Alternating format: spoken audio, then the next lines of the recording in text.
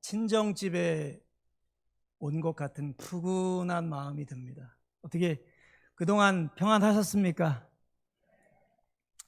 오늘 성가대도 없으니까 제가 특송을 하나 하고 저도 좀 긴장된 마음을 풀고 말씀을 좀 나눠보도록 하겠습니다. 여러분, 비를 몰고 온다는 게 쉽지 않습니다. 전라도 땅에 많이 가물었는데 또 해갈이 될 줄 믿고, 또 경상도 지역에 산불이 굉장히 많이 왔었는데 여러 군데에서 이 비로 다 정리가 됐다고 합니다. 나쁘지 않았죠? 오늘 교역인 좀 불편했지만 이 가뭄 때에 하나님께서 단비를 주셔서 감사를 드리고, 오늘도 부족한 종을 통해서 여러분 심령의 단비가 말씀을 통해서 쏟아지기를 간절히 바랍니다. 제가 찬양 하나 하겠습니다. 아까 장로님이 저한테 인사하실 때 목사님은 꼭 예능의 길로 나갈 뻔했어요. 그렇게 인사를 하시더라고요. 목회하면서 예능을 하는 것도 좋은 것 같습니다. 찬양을 하나 하고 시작하겠습니다. 나를 지으신 이가 하나님, 나를 부르신 이가 하나님, 나를 보내신 이도 하나님, 나의 나 된 것은 다 하나님 은혜라. 나의 달려갈 길 다하도록, 나의 마지막 호흡 다하도록 나로 그 십자가 품게 하셨네. 나의 나 된 것은 다 하나님 은혜라. 한량없는 은혜, 갚을 길 없는 은혜, 내 삶을 애워싸는 하나님의 은혜, 나 주저함 없이 이 길을 걸음도 나를 붙드시는 하나님의 은혜.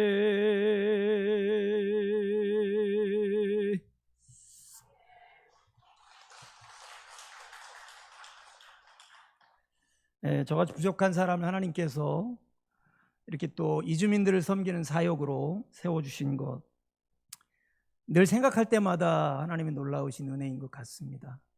저는 사실 영어도 잘 못하고요. 요즘 이제 미얀마 난민들 제일 많이 대하고 있는데 미얀마 말 맹글로바인가? 그 인사 하나밖에 못합니다. 그런데도 하나님께서 저를 사용하시는 거 보면 참 신기하고 놀랍다. 나 같은 사람도 하나님 이렇게 사용하신다라고 하는 그런 은혜 가운데서 이렇게 사역을 하고 있습니다. 또 우리 기억하실 때마다 저희 교회를 위해서 제가 이제 선교 통신을 지금까지 이번까지 쓰는 거 보니까 84통을 썼더라고요. 두 달에 한 번씩. 그렇게 했으면 벌써 제가 13년, 이 사역에 나선 지 13년 됐는데 계속해서 그 선교 통신이 전해지고 또 많은 분들이 기억하시면서 기도하고 있다라고 하는 것을 이런 저런 채널을 통해서 듣게 돼서 늘 감사히 여기고 있습니다. 오늘 말씀 가운데서 우리가 또 하나님의 은혜를 같이 나눌 수 있기를 바랍니다. 제가 작년 사순절인가요? 사순절 전날 인도 선교사로 나갔던 이희훈 선교사님, 지금은 그분은 서울역에서 노숙자들과 함께 먹고 자면서 노숙자 사역을 하고 있습니다. 그래서 어떻게 사역하나 봤더니 그 서울역에 가면 추운 겨울에 텐트를 나눠줍니다. 이분은 직접 노숙자 생활을 하시면서 교회 건물 없이, 그때 창립 예배를 드린다고 제가 가보지 못했지만 현수막을 서울역 그 대우빌딩 앞에 그 지하에 있습니다. 노숙자들 모이는 곳. 거기서 노숙자분들 몇 분 하고 현수막 하나 딱 붙여놓고, 우리의 교회는 여기입니다. 저는 앞으로 노숙하시는 당신들과 함께 하겠습니다. 이렇게 사역을 아주 멋지게 하시는. 그래서 제가 조금 힘들고 어렵다고 생각할 때 그 목사님 생각하면서 위로받고 도전을 받는 그런 선교사님. 지금 이제 선교사 생활을 마쳤으니까 인도에서 16년 선교를 하시고, 저와 그 홍천에 있는 하늘길 수도원이라고 하는 곳을 사순절 전날 들어갔어요.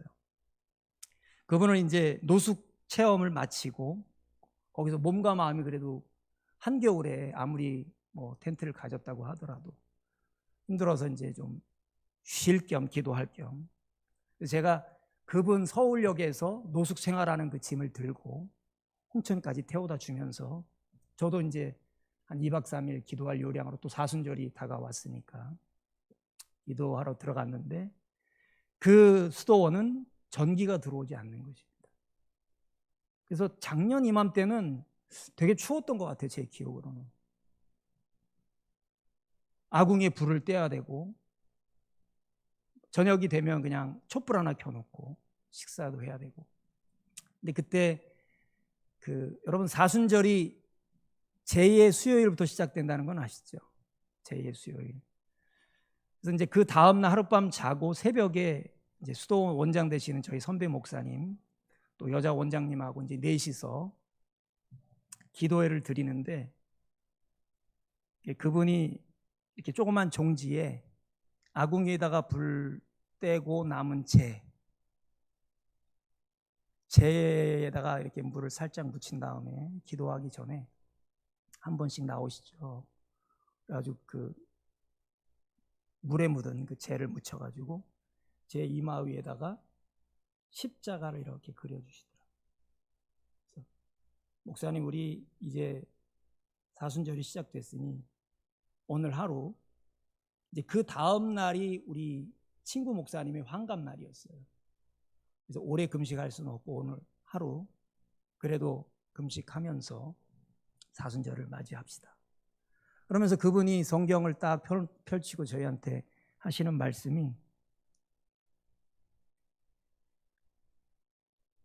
지금도 귀에 생생합니다. 한국 기독교는 고난과 가난이라는 십자가 신앙을 잃어버렸습니다. 하시면서 저희한테 다시 한번 고난과 가난을 주저하지 않고 마다하지 않는, 앞으로 우리 남은 사역의 좌표를 이걸로 다시 세우기를 원하시는 간절한 마음으로 간단하게 말씀을 전해주셨는데, 글쎄 제 이마 위에 새겨진 그 재로 그려진 십자가가 효험이 있었는지 그 말씀이 제 가슴속에 깊이 들어와 박혔습니다. 또 하나, 그 목사님께서 한국 기독교가 잃어버린 좌표 가운데 고난과 가난의 하나를 더 추가하자면 무명의 십자가를 지어야 됩니다. 우리 한국 교회는 너무나 많은 돈과 권력과 명예를 추구하는 일들이 많아져서, 우리 대한민국 사회도 마찬가지고, 성경에서 우리에게 말하는 것은 예수님이 우리에게 말씀하신 것처럼 나를 따르려고 하느냐 너희들이? 자기를 부인하고 자기 십자가를 나를 쫓아야 되지 않느냐, 이렇게 말씀하시면서 사도 바울이 그 무명에 대한 이야기들을 우리에게 말씀 속에서 이야기하고 있습니다. 무명한 자 같으나 유명한 자요, 죽은 자 같으나 보라 우리가 살아있고, 징계를 받는 자 같으나 죽임을 당하지 아니하고, 근심하는 자 같으나 항상 기뻐하고, 가난한 자 같으나 많은 사람을 부유하게 하고, 아무것도 없는 자 같으나 모든 것을 가진 자로다. 여러분, 이 말씀 굉장히 역설적인 말씀이죠. 예수님의 말씀은 늘 우리에게 그런 역설적인 말씀을 통해서 우리의 사고방식과 생각을 뒤집을 것을 말씀하셨어요. 죽고자 하는 자는 살 것이요 살고자 하는 자는 죽는다. 유명하려고 하는 자는 그 유명하려고 하는 그런 욕망과 탐욕 때문에 결국 많은 유혹과 죄 가운데 휩쓸릴 수밖에 없을 것이다. 이 세상은 우리들을 돈과 권력과 세상적인 유명한 곳으로 인도할 것이다. 그렇기 때문에 너희들은 자원하여 자초하여 고난과 가난을 마다하지 말고 유명하고자 애쓰는 그 모든 것에서 십자가의 신앙을 가지고 나를 따르라고 주님께서 말씀하셨습니다. 여러분, 고난과 가난 등이 지긋지긋하거나 싫어서 기피하고 극복해야 하는 가치라면 돈이나 권력, 세속적 성공이나 명예, 자신의 이름을 드러내려는 인간적인 욕망을 추구하는 삶은 결국 그것들의 결핍에서 오는 불편하고 쓰라린 지난 삶에 대한 보상을 모든 사람에게 여발한 듯이 드러내고 싶어하는 인정 욕망의 다른 표현이라고 말씀드릴 수 있습니다. 여러분, 어떤 사람도 인정받고 싶어 하지 않는 사람이 있습니까? 아무리 나이가 어린 아이라고 하더라도 자기를 알아주지 않는, 자기 존재를 무시하는 사람, 좋아할 사람이 누가 있겠습니까? 특별히 어린 시절부터 가난하게 살고 인간 존재 대접받지 못하고 무시당하고 하는 사람일수록 자기가 배우고 성공할 기회가 있고 기회가 주어지면 누구든 다 유명해지고 싶어하는 것이 당연한 것 같습니다. 그리고 우리가 살아가는 이 세상은 우리에게 그런 사람으로 살 것을 요구하고 있습니다. 그렇지 않습니까? 누가 일부러 가난해지려고 하고, 누가 고난의 십자가를 지려 하고, 누가 알아주지 않는 무명적인 삶에서 잊혀져가는 자기 존재를 알아주지 않아도 누가 만족할 사람이 있겠습니까? 그러나 죄송하지만 성경이 우리에게 가르쳐 주시는 신앙의 가장 큰 덕목은 예수님께서 우리에게 친히 보여주셨던 고난과 가난을 마다하지 않는 삶이고, 하나님 나라를 위해서 저는 아무것도 아닙니다. 내가 한 것은 아무것도 없습니다. 나의 영광과 명예는 가리고 오직 하나님의 영광과 하나님 나라를 위하여서 자신을 희생하는 그런 사람을 오늘 이 시대는, 아니 우리 한국 교회는, 아니 우리 사회는 그런 사람을 진정으로 찾고 바라고 있다는 것입니다.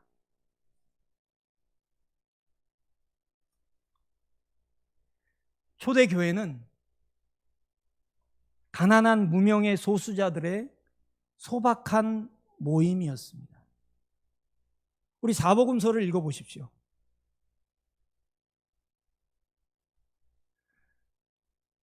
초대교회 사람들은 동족인 유대인들과 로마 제국으로부터 고난과 핍박을 일상적으로 경험한 무리들이 모여 있었습니다.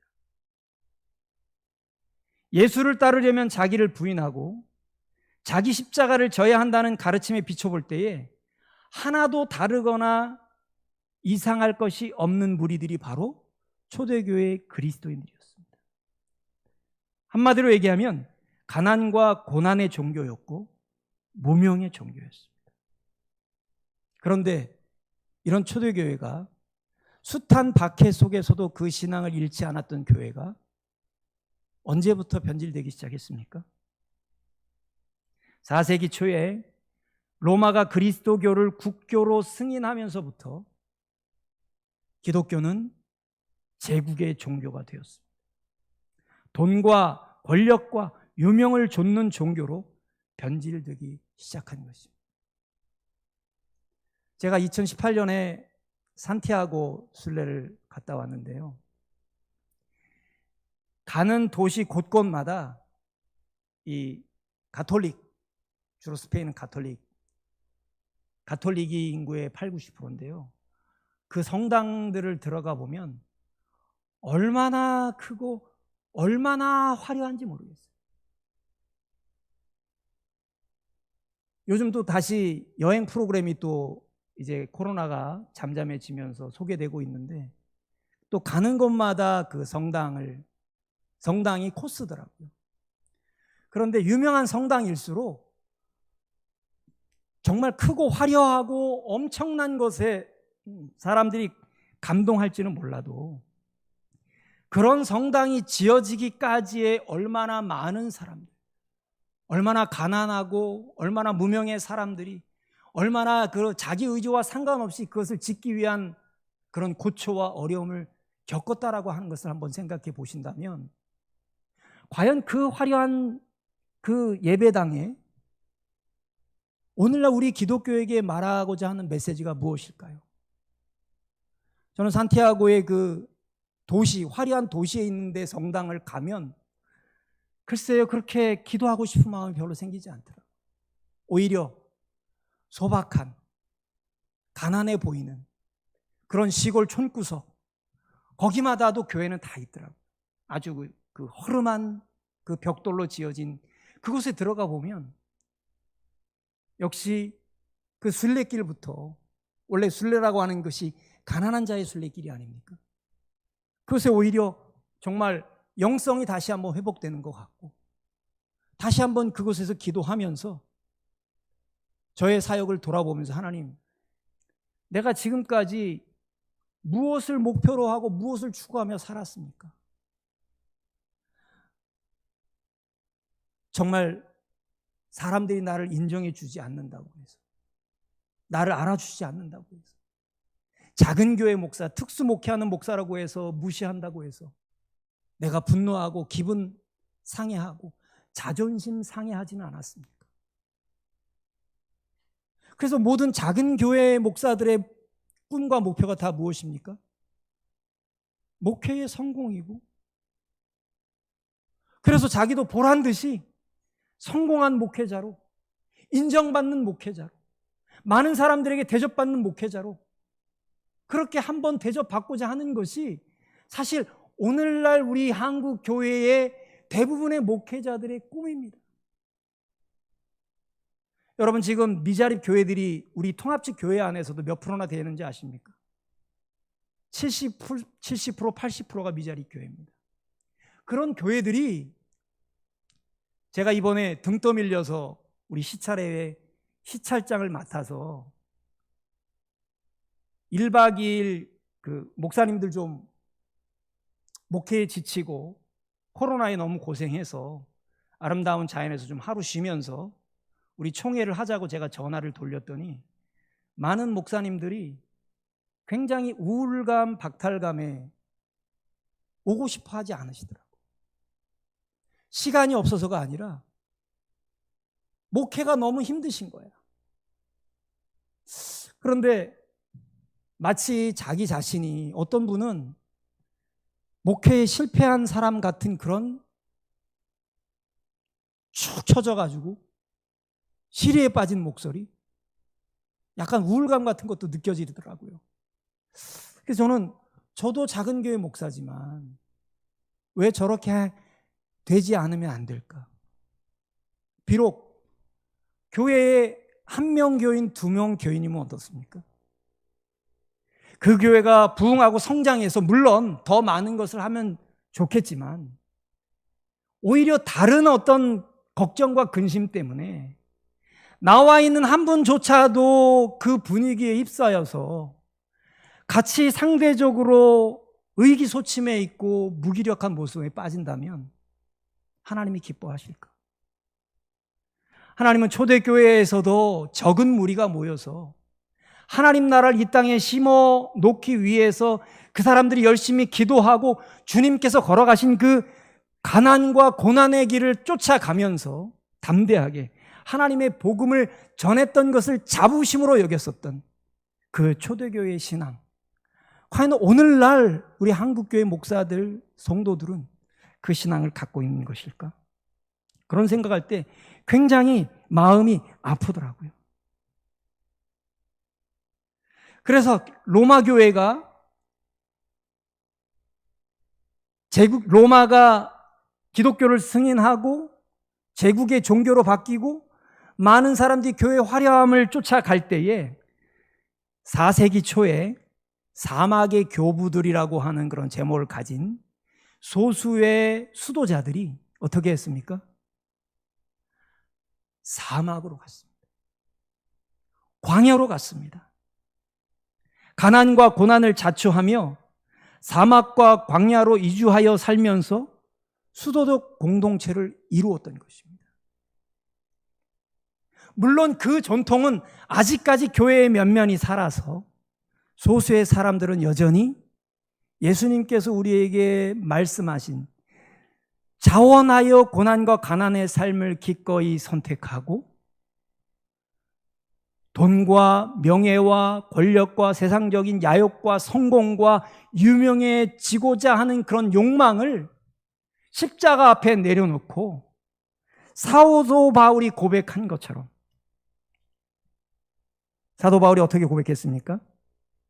우리가 이 직분이 비방을 받게 하지 않게 하려고 무엇에든지 아무에게도 거리끼지 않게 하고 오직 모든 일에 하나님의 일꾼으로 자천하여 많이 견디는 것과 환난과 궁핍과 고난과 매맞음과 갇힘과 난동과 수고로움과 자지 못함과 먹지 못함 가운데서도 깨끗함과 지식과 오래 참음과 자비함과 성령의 감화와 거짓이 없는 사랑과 진리의 말씀과 하나님의 능력으로 의의 무기를 좌우에 가지고 영광과 욕됨으로 그러했으며 악한 이름과 아름다운 이름으로 그러했느니라. 우리는 속이는 자 같으나 참되고 무명한 자 같으나 유명한 자요, 죽은 자 같으나 보라가 우리가 살아있고 징계를 받는 자 같으나 죽임을 당하지 아니하고 근심하는 자 같으나 항상 기뻐하고 가난한 자 같으나 많은 사람을 부유하게 하고 아무것도 없는 자 같으나 모든 것을 가진 자로다.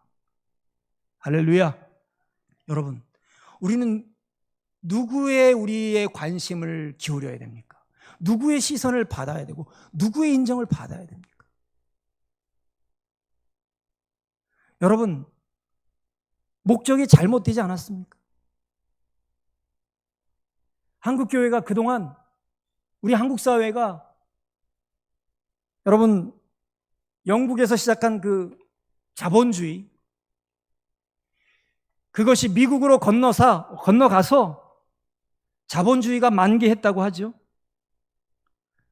우리는 이 자본주의 한복판에 살아갈 수밖에 없기 때문에 성서가 증거하는 복음적인 가치, 복음 그 자체이신 예수께서 가르치시고 몸소 실천하셨던 십자가를 지는 삶, 즉 십자가를 지는 고난과 고통을 자원하고 실천하는 삶, 가난한 자가 복이 있기에 가난을 부끄러워하거나 기피하기보다는 하늘나라가 그들의 것이기에 평화를 이루는 삶, 불편함을 감수해야 하는 생태적이면서도 평화적인 삶을 추구해야만 하는 그런 사명을 가진 자들 아닙니까?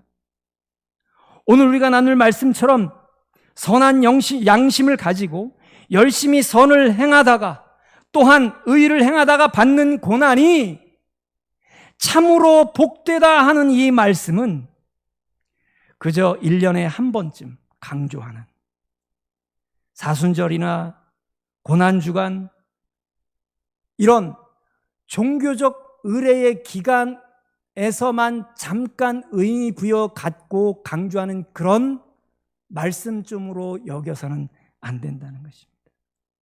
여러분, 부활절 끝나면 우리는 고난에 대한 묵상을 다 외면하고 잊고 살아가다가 1년 지나고 또 사순절이 되어서야 고난을 다시 묵상해야 되는, 우리는 그런 악순환을 계속 반복하지는 않았습니까? 그래서 고난이나 고통이라는 가치는 기피하거나 종교적인 의미로만 축소하고 제한하는, 사순절 고난 주간에만 국한해서 실천하는 의례적이며 일시적인 형식적 신앙의 덕목이 되어서는 안 된다는 것입니다. 오늘 말씀처럼 고난은 소망을 꽃피우는 씨앗이 되어야 합니다. 밑거름이 될 뿐만 아니라 십자가 신학과 신앙의 본질이 바로 고난과 가난 속에 있다는 것입니다. 우리는 아무것도 아닙니다. 하나님 앞에서 우리가 그 정말 엄청난 것을 이루고 선한 열매를 맺었다고 하더라도, 여러분, 선한 청지기가 그런 말하지 않았습니까? 네가 나를 위해서 이렇게 했고 이렇게 해줬는데 주님, 저는 아무것도 아닙니다. 단지 제가 주님께 받은 그 은혜 받은 그 사명을 했을 따름입니다. 한번 우리의 교회를 돌아보시고 우리 한국 교회를 한번 돌아보시라고요. 얼마나 많은 사람들이, 결국 그 사람들이 추구하고 바라고 원하는 것이 오늘 성경에 있는 말씀처럼 이 세상 사람들이 우리에게 답을 듣고 싶어하는 것이 무엇입니까?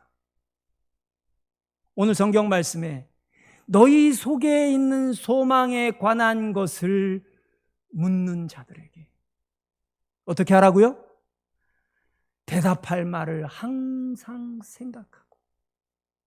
그 전에 뭐라고 말했습니까?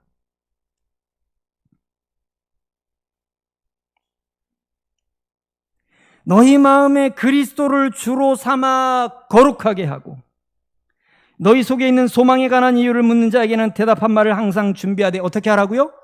온유와 두려움으로 하라. 여러분, 과연 우리 지금 한국 기독교가 소망이 있습니까? 저는 감히 이런 질문을 여러분들한테, 이런 도전을 여러분들한테 드립니다. 여러분,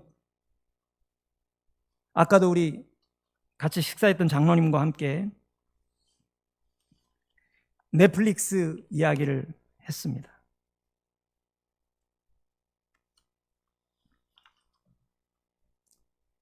넷플릭스에서 보급한 나는 신이다, 신이 배반한 사람들, 여러분 보셨습니까? 보신 분 한번 손 들어보세요.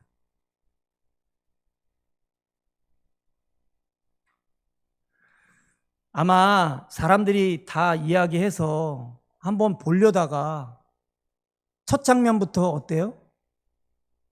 저도 솔직히 너무 끔찍하고 너무 속상하고 너무 괴로워서 처음에 껐어요. 물론 JMS 기독교 복음 침례회 제가 너무 잘합니다. 제가 청년 때 거기에 한번 가본 적이 있어요. 누가 가자고 그래가지고. 그리고 그동안에 유심히 그 정명석이 지금까지 벌여온 그 끔찍한 일들, 저는 뉴스에 날 때마다 또 누가 이야기할 때마다 그런 기사를 계속 찾아봤던 사람이에요. 그리고 왜 PD수첩 뭐 그것이 알고 싶다에 굉장히 많이 나왔잖아요.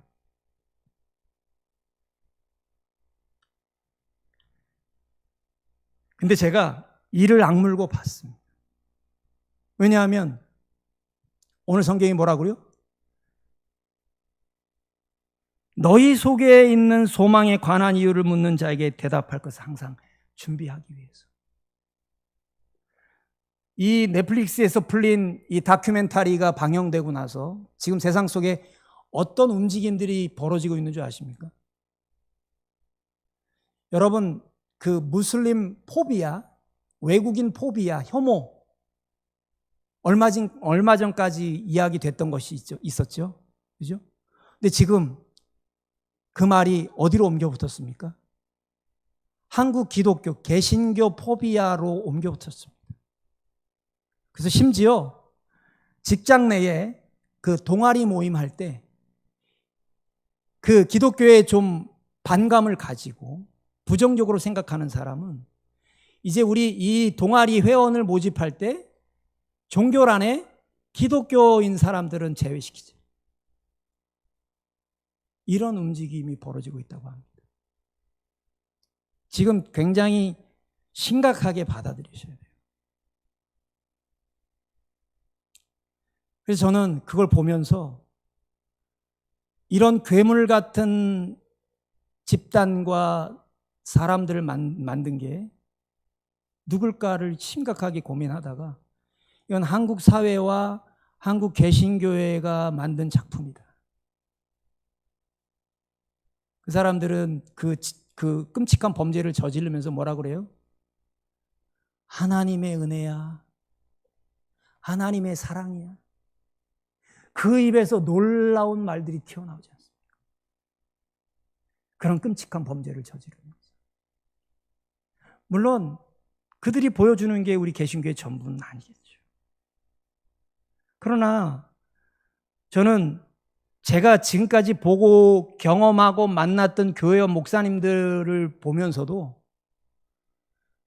정말 이단에 가까운 교회들이 적지 않더라고요. 십자가의 복음을 이 세상 복음으로 바꿔서 전하는 사람들이 적지 않더라고요. 여러분, 얼마 전에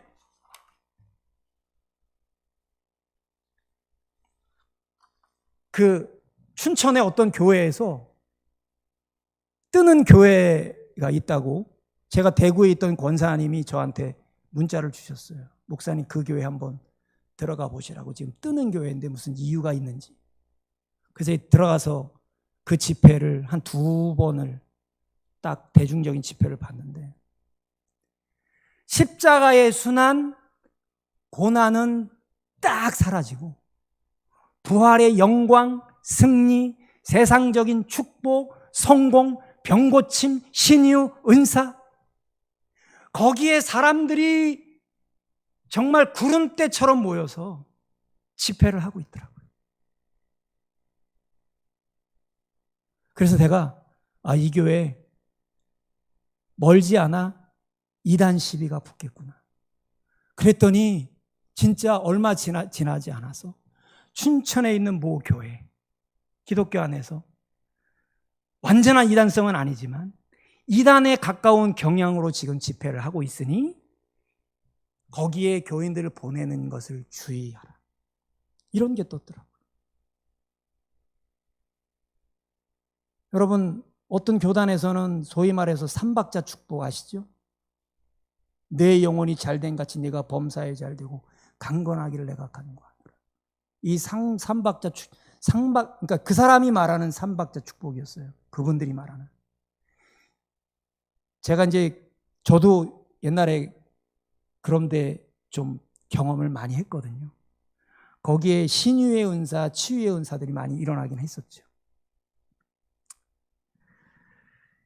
그런데 벌써 사람들이 관심을 가지고 빠지기 시작하면은요, 이번에 넷플릭스에 풀린 그 10부작 한번 보십시오.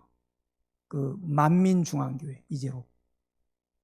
그 교회가 처음에는 예수교 대한성결교회의 기존 교회였어요. 그렇게 시작을 했습니다. 그러다가 아마 무엇에 빠져 있었겠죠. 결국 신유 집회로 나가고 사람들 그 돈을, 여러분 그거 정말 갈취 아닙니까? 갈취. 이름만 목사지 완전 사기꾼 아닙니까? 이런 것들이 아직 우리 한국 교회 안에 계속 암암리에 아니면 노골적으로 또 이름은 교회를 표방하고 있지만 십자가의 고난과 희생, 사랑이 빠지는 이 복음의 가치는 변질될 수밖에 없고, 넷플릭스에서 이번에 풀린 그 JMS, 아가동산, 또 어디죠? 만민중앙교회, 또 한 군데, 예? 네 군데 저기 했었죠. 오대양 사건. 오대양 사건도 그 배우가 누구였습니까? 유병언, 구원파였습니다. 그 사람들도 다 기독교에서 이단으로 간 사람들입니다. 우리 안에 그런 위험 요소가 있다라고 하는 사실을 우리는 늘 잊지 말아야 할 것입니다. 오늘 우리가 함께 나눈 말씀 가운데에는 한번 우리 본문 말씀을 다시 한번 살펴보십시다. 베드로전서 4장 13절 이하의 말씀입니다. 또 너희가 열심으로 선을 행하면 누가 너희를 해하리요?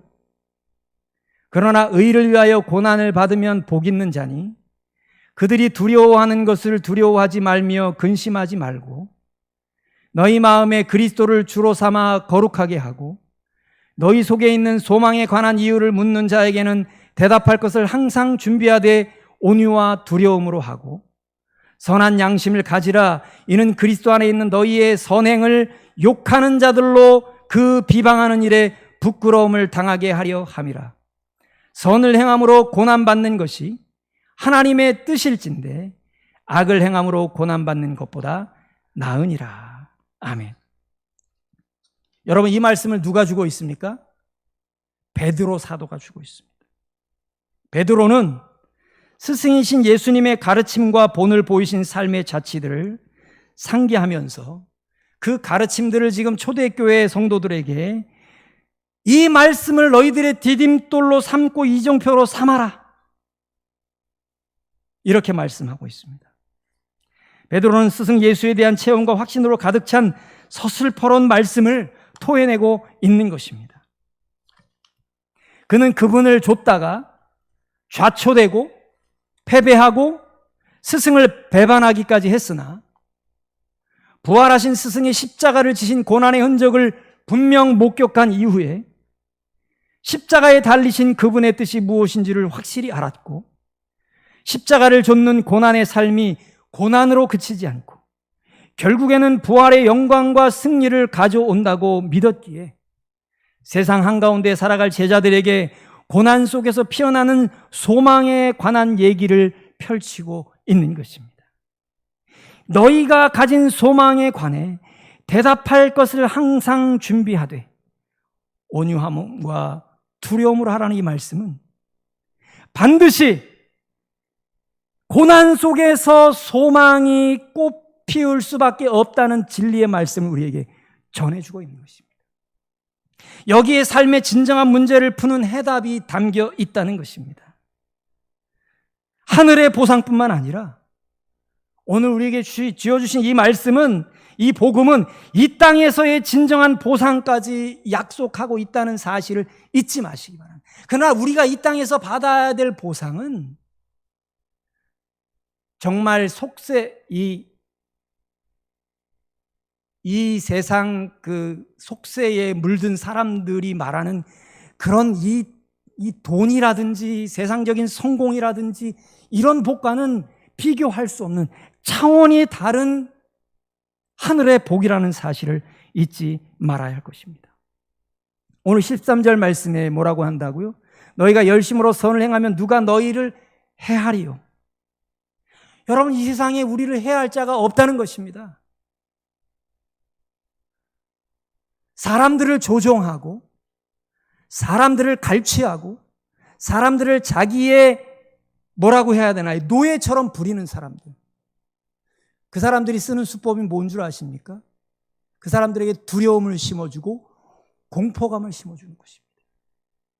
그래서 그들이 얘기하는 것은 곧 예수님이 재림하신다. 너희들 세상 물질은 이제 아무 소용이 없다. 너희들이 내 말 안 들으면 하늘의 심판이 임해. 여러분, 복음의 가치를 정확하게 알지 못하는 사람은 성경을 2000번쯤 읽었다고 생각하는 사람이 많은 사람을 말만 하면 병을 고치고 안진뱅이도 일으켰다라고 소문난 그 사람이 한마디 하면 다 거기서 껍벅 죽고 노예 역할을 마다하지 않습니다. 왜냐하면 두렵기 때문에. 여러분, 우리를 두렵게 만드는 것이 무엇입니까? 가난한 것입니까? 우리 자녀들이 잘못돼서 다른 사람들한테 인간다운 대접 받지 못하는 그것입니까?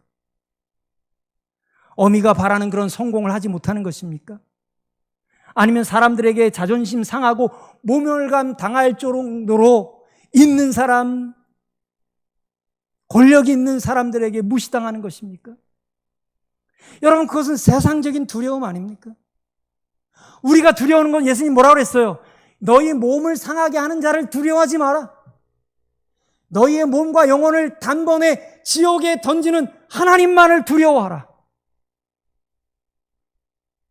해밍웨이의 소설 중에 노인과 바다, 유명한 소설이 있죠. 거기에 이런 장면이 나와요. 청어잡이를 하면서 그 험난한 바다에서 작은 배를 띄워서 그 어부의 이름이 산티아고입니다.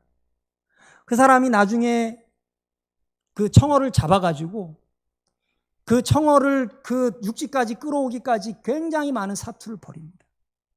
그러면서 그 작가는 그 주인공을 통해서 이런 말을 합니다. 인간은 파멸당할 수는 있을지 몰라도 결코 패배하지 않는다. 여러분, 인간의 자존감을 가지고 있는 사람이 하는 말입니다. 자기가 정말 이 인생에 있어서 소중한 가치를 발견했으면 그것 때문에 자기는 무너지지 않는다는 것입니다. 패배하지 않는다는 것이, 패배하는 게 아니라 파괴되거나 파멸당하지 않는다는 것입니다. 가난할 수는 있죠. 그죠? 병들 수는 있습니다. 그걸 어떻게 막습니까?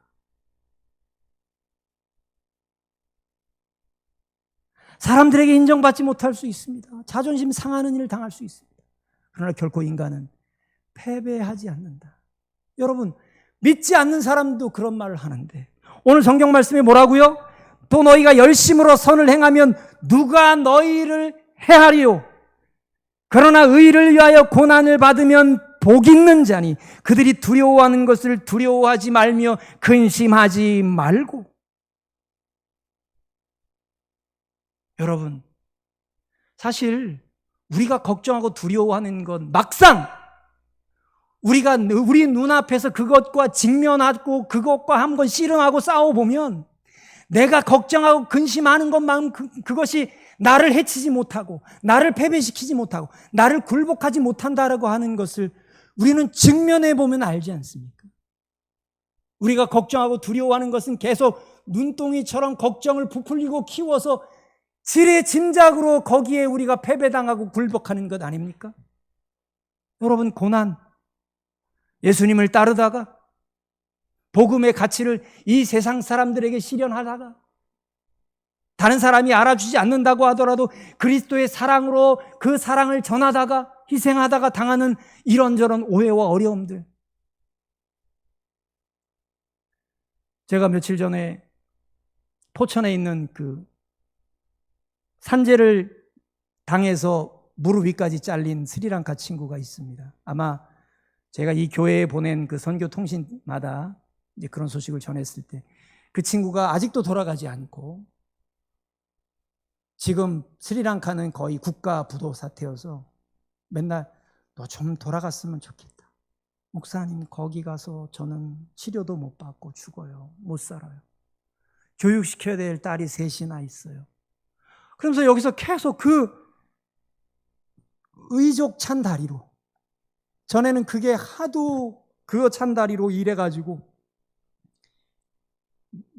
뭐라고 해야 되나? 그게 이제 그 헐어가지고요 괴사가 일어났어요. 봉화지겸인가? 그 이제 제가 다시 그 산재병원에 입원을 시키고 이번에 이제 휠체어가 필요하다고 해서 포천에 이제 갔는데 그 친구가 이제 얻은 집을 제가 이사를 가서 몰라서 이제 주차할 곳이 없어가지고 이제 휠체어도 내려야 되니까 막 바쁘게 이제 주차를 하려다 보니까 뒤에 차를 못 본 거예요. 그래가지고 신형 소렌토, 저는 정말 타보고 싶지만 제 능력으로는 탈 수 없는 그 차의 뒤를 박아버린 거예요. 꽝 하는 순간에 솔직히 하나님이 좀 원망스럽디다. 하나님 다른 일도 아니고 내가 김포에서 포천까지 왔는데 꼭 이런 일이 생기도록 하나님 좀 막아주시면 안 될까요? 제가 전화를 했더니 나와가지고 이거 센서만 안 망가지면 제가 봐주려고 했는데 그래도 전화 남겨놓고 가시라고. 그래서 이제 근심 걱정하고 있었죠. 돈이 얼마나 나올려나. 10일이 지났는데 아직도 연락이 없어요. 그것도 뭘 아멘이에요.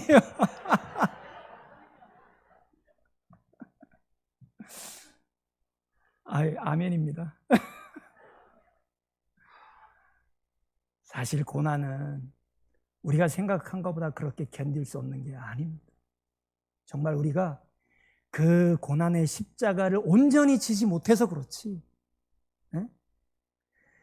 이 개신교 2000년 역사의 유구한 전통을 이어온 이 개신교의 핵심적인 복음의 가치는 십자가 신앙이에요.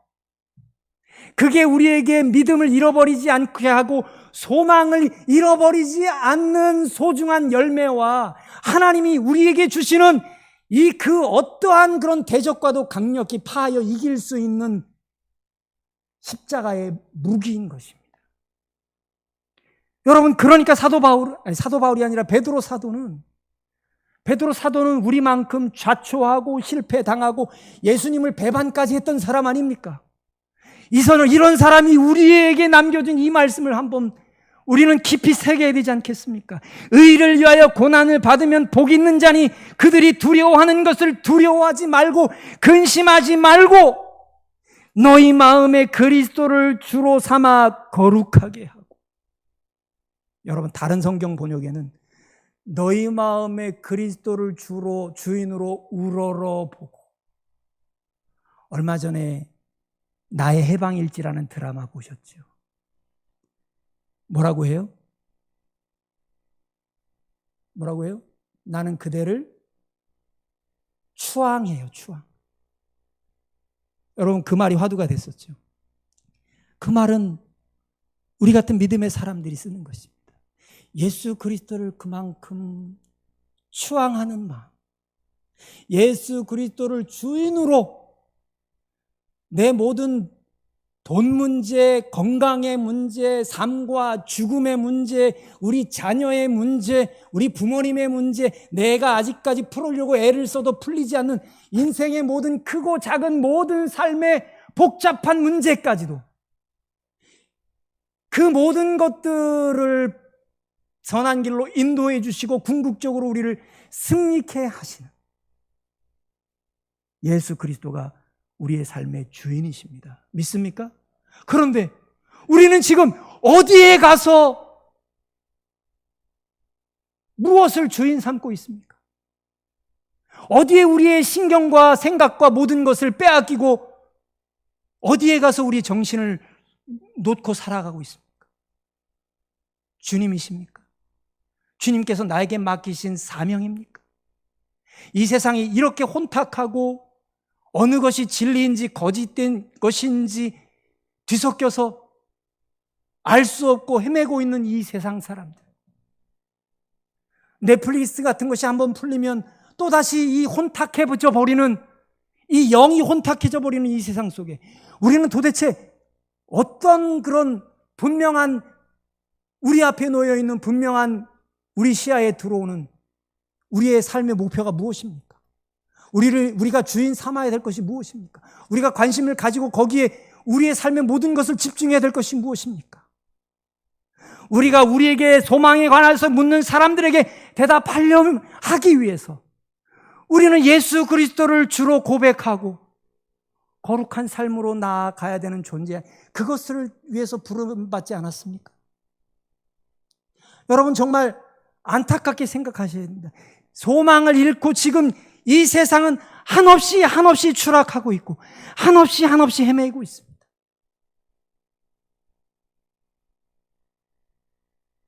평화가 위협받고 있고요. 그죠? 우리 남과 북 지금 굉장히 심각한 상황 아닙니까? 우크라이나 전쟁으로 불거진 이 세상의 그 청사진, 그 지형도가 지금 우리 대한민국이 정말 풀어가야 될 숙제가 너무나 많습니다. 우리 한국교회 마찬가지 아닙니까? 우리의 삶도 혹시 아직까지 무언가 정비되지 못하고 어수선하고 뒤엉켜 있고 복잡하게 묶여 있고 꼬여 있고 정말 확실한 어떤 믿음의 분명한 어떤 그런 길이 보이지 않는다면 다시 한번 예수 그리스도를 주로 고백하고 주로 삼고, 여러분 거룩이라고 하는 건 구별된 삶이라고 하지 않았습니까? 이 세상 사람들은 흉내도 낼 수 없는 삶으로 우리 자신을 다시 한번 새롭게 십자가의 신앙으로 다시 거듭나야 되지 않겠습니까? 그리고 그 소망을 되찾기 위해서 오늘 베드로 사도는 또 한 가지의 우리에게 분명한 이유를 말씀하고 있습니다. 온유와 두려움으로 하고. 여러분, 온유라고 하는 것은 주님 앞에 매여 있는 삶입니다. 원래 이 성서적인 가치는 매여 있는 삶입니다. 마치 자기 마음대로 길들여지지 않은 야생마가 커다란 그 말뚝에 그 콧뚜레를 뚫어서 목을 감아서 거기에 묶여 있는 것처럼, 여러분, 우리가 그런 길들여지지 않은 야생마처럼 내 마음대로, 내 뜻대로, 내 감정대로, 내 삶의 방식대로 겨우 신앙적인 태도를 갖는 거는 교회에 와서 예배 드릴 때 정도. 이렇게 해서 우리가 어찌 온유와 두려움으로 다시 한번 이 소망을 회복할 수 있겠습니까? 주님의 말씀 앞에 우리는 단단히 매여 있어야 되지 않겠습니까? 그 누가 우리를 유혹하고 시험한다고 하더라도 이재록이나 JMS나 신천지의 그 이만이나 그 어떤 이상 야릇한 그런 논리를 가지고 우리를 유혹하려 해도 말씀 안에 우리가 굳건히 서서 언제든지 그 말씀에 대항하여서 우리는 물리칠 수 있는 그런 확신과 믿음을 갖는 저와 여러분이 될 수 있기를 간절히 바랍니다. 다시 한번 우리에게 주어진 기회는 많지 않습니다. 이런 소망에 대한 말씀을 들을 때에 결국 고난이 이런 소망의 꽃을 피우는 밑거름과 열매라고 하는 사실을 다시 한번 기억할 수 있기를 주님의 이름으로 축원합니다. 제가 마지막 작은 예를 하나 말씀드리고 마치도록 하겠습니다. 저는요, 저에게 찾아오는 그냥 적은 문제 말고 어마어마하게 큰 문제를 가지고 찾아오는 사람들이 가끔 있습니다. 얼마 전에 캄보디아 결혼 이민자인데 한부모 가정입니다. 10수년 전에 이혼을 하고 맨날 남편이 술 먹고 때려서 일도 안 하고 대구로, 마산에 살았던 사람이 대구로 피난 오고 대구에서 조금 교회를 경험했더라고요. 화성에 갔었는데 거기서 비트코인 같은 캄보디아 여성에게, 동료에게 꼬임을 당해서, 꼬임이라니까 좀 이상하네요. 아무튼 여기에 투자하면 이 돈의 몇 배를 벌 수 있다.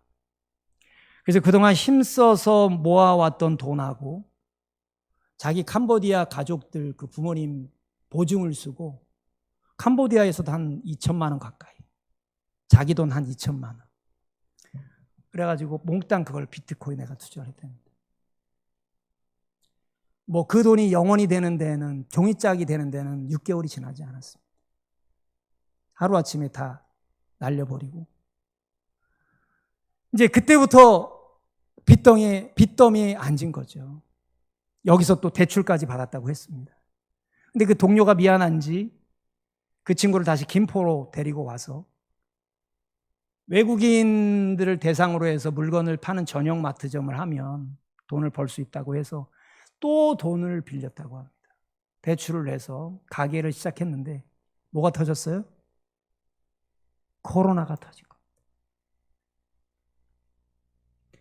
또 몇 달을 버티지 못하고 다 손 놓았는데 빚만 거의 한 8천, 얘기하는 거 보니까 7, 8천 정도 되더라고요. 그 여성이 어떻게 그 돈을 갚을 수가 있겠습니까? 저를 찾아왔을 때는 저를 소개했던 주인 아주머니가 제 전화번호를 가르쳐 줬더니 그 전화번호를 지금 이제 월세도 잘 없으니까 어디서 돈을 빌려가지고 월세를 새롭게 얻었는데 그 주인이 보증금이 작다고 선금을 내라고 그랬대요, 월세를. 며칠 지났는데 안 내니까 전화번호를 무서우니까 계속 전화 오니까 그 여성이 제 전화번호를 가르쳐 준 거예요. 그래가지고 그 주인이 계속 전화가 오는 거예요. 이 월세를 내야 되는데 아직까지, 아니 월세는 마지막 달에 보증금 300밖에 안 나서 빨리 달라는 거예요. 제가 죽겠더라고요. 그래가지고 만나서 상담을 하면서 이야기를 하는데 눈물을 쏟으면서 목사님 솔직히 죽고 싶어요. 중학생 딸 하나 있는데 정말 죽을 생각을 수도 없이 많이 했다고 합니다. 그 딸 때문에 죽을 수도 없고 지금은 그냥 자기의 삶이 캄캄하다고 합니다. 어떻게 하면 좋을지. 그래서 제가 상담을 하면서 소망을 줘야 되잖아요. 이 말씀이 기억나는 거예요. 네 속에 있는 소망에 관한 그 이유를 묻는 자에게 대답할 말 항상 준비해. 이학삼 목사야, 너 이 소망에 대해서 이야기했다가 이 여성이 조금의 아주 바늘 구멍만한 소망이라도 발견하지 못하면 어떻게 할래? 제 스스로에게 묻는 거예요. 그럴 때 갑자기 절박해져서 하나님 앞에 마음속으로 기도하게 되더라고요. 하나님, 담대해지더라고요. 내가 이 여인에게 지금 소망을 이야기하겠습니다. 이건 정말 어떻게 보면 죄송합니다 표현이지만 도박같이 느껴지더라고요. 물론 저는 이주민 사역을 하면서 많은 기적 같은 역사들을 많이 경험했습니다. 하나님은 정말 긴급한 어떤 선교 현장에서 놀라운 일들을 이루어 가시더라고요. 그런데 아무리 70%, 80%의 그런 일이 일어났다고 하더라도 이 여성의 그런 일이 일어나지 않으면 이 여인이 과연 지금 맨날 우울증 약을 먹는데요. 잠을 못 자고 그래가지고 이 여인이 어떻게 살아나겠습니까? 그리고 기도하면서 그때부터 방법을 찾기 시작하는데 이전에 다 써봤던 방법이었어요. 읍사무소 가서 주거비 신청 지원을 하고 복지재단에 찾아가서 그 월세 못 낸 사람들 그 다시 신청서 내고. 근데 방법이 없더라고요. 제가 지금까지 써왔던 방법을 다시 써야 됐는데 사실 그래가지고 그 반응을 얻는 게 쉽지 않았거든요. 그런데 진짜 저에게는 기적 같은 일이죠. 이랜드 복지재단을 알게 돼서 거기서 신청을 한번 해보라고 해서 신청을 했더니 그러면 6개월치 월세를 지원하겠다. 그래서 240만 원이 입금이 됐어요. 우리 김포복지에다 전화해서 그 사연을 써서 보냈더니 80몇만 원이 들어왔고 그 다음에 읍사무소 찾아가서 사실 읍사무소가 문턱이 높거든요. 자기의 그 극심한 가난을 증명해야만 되는데 이게 뭐 서류 내는 게 이게 장난이 아니더라고요. 근데 힘겹게 냈더니 2개월만 기다려보라고 하더니 2개월 지나고 나서 25만 원씩 입금이 되더라고요.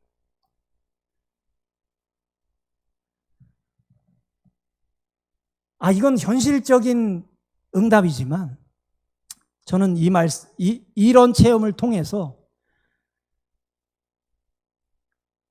하나님이 나를 살려주신 게 아니라 하나님이 이런 소망을 나를 통해서 이 여인에게 주기를 기뻐하시는구나. 하나님은 이 여인에게 살 길을 열어주셔서 이 여인이 절망으로 아직 아주 패배하지 않도록 일으켜주시는구나. 정말 비록 이 방법이 아니었다 손 치더라도 하나님은 이 소망에 대한 확신을 가진 사람을 통해서 이 가정을 살리시기를 기뻐하시는구나. 여러분, 소망에 대한 우리 말씀 가운데 이런 말씀이 있습니다. 로마서 4장 말씀에 4장 17절 말씀에 기록된 바 내가 너를 많은 민족의 조상으로 세웠다 하심과 같으니 그가 믿은 바 하나님은 죽은 자를 살리시며 없는 것을 있는 것으로 부르시는 이시니라. 아브라함이 바랄 수 없는 중에 바라고 믿었으니. 여러분, 이게 소망이 아닙니까? 이는 내 후손이 이 같으리라 하신 말씀대로 많은 민족의 조상이 되게 하려 하심이라. 그가 100세나 되어 자기 몸이 죽은 것 같고 사라의 태가 죽은 것 같음을 알고도 믿음이 약하여지지 아니하고. 우리가 낙심하고 실망할 때가 어느 때입니까? 내가 그토록 소망하고 기도하고 바라는 것들에 대한, 내가 그토록 애쓰고 노력하고 눈물 흘리며 땀 흘리면서 애써왔던 것들의 성과와 열매가 보이지 않을 때, 내 눈앞에 보이지 않을 때. 아브라함은 어떻게 했다고요? 이 가운데서도 믿음이 약하여지지 아니하고 믿음이 없어 하나님의 약속을 의심하지 않고 오히려 믿음으로 견고하여져서 하나님께 영광을 돌리며 약속하신 그것을 또한 능히 이루실 줄을 확신하였으니. 소망이 아닙니까? 저는 고린도전서 13장에 믿음, 소망, 사랑 항상 이 세 가지는 항상 있을 것인데 여기에도 가운데 소망이 들어가죠. 제 식대로 해석을 하면 믿음과 사랑의 악교 역할을 하는 게 소망이고 믿음과 함께 일하는 것이 소망입니다. 우리가 너무나 잘 아는 말씀처럼 바랄 수 없는 중에 바라고 믿는 것. 여러분, 이게 믿음이고 소망 아닙니까? 눈으로 다 보여주면 누가 거기 쫓아가지 않을 사람이 누가 있겠습니까? 지금 이단 사이비로 빠진 사람들이 왜 거기에 빠져 있습니까? 눈으로 보여준다 하니까 거기에 다 속아서 서울대, 연고대 출신들, 이대 출신들, 여러분 JMS 가보십시오. 그 잘나고 공부 잘하는 사람들 거기 다 가 있습니다. 결국 자기 욕심이, 자기 지식이, 자기 욕망이 자기를 찌른다. 십자가는 미련한 것 같으나 우리를 구원하는 하나님의 능력이다. 바랄 수 없는 중에 바라고 믿는 것. 믿음이 열매와 성과가 눈에 보이지 않는다고 하더라도 우리는 그 현실 너머에 우리를 보여주시고 인도하시는 그 십자가의 그 능력을 붙잡아서 소망을 잃어가는 이 세상에게 소망을 보여주어야 될 사명으로 부름받은 존재들 아닙니까? 다시 한번 이 어둠에 빠져있는, 이 도탄에 빠져있는 소망을 잃어가는 이 민족, 이 한국 기독교에 누가 소망을 일으켜 세울 것입니까? 끝까지 이 고난의 십자가를 부여잡고 믿음을 변치 않고 바랄 수 없는 중에 바라는 바로 여러분들이 이 평화교회를 세우시고 우리 가정을 다시 새롭게 이루어 가시고 이 나라 이 민족에 놀라운 하나님의 영광을 드러내 보여주실 수 있기를 주님의 이름으로 간절히 축원합니다.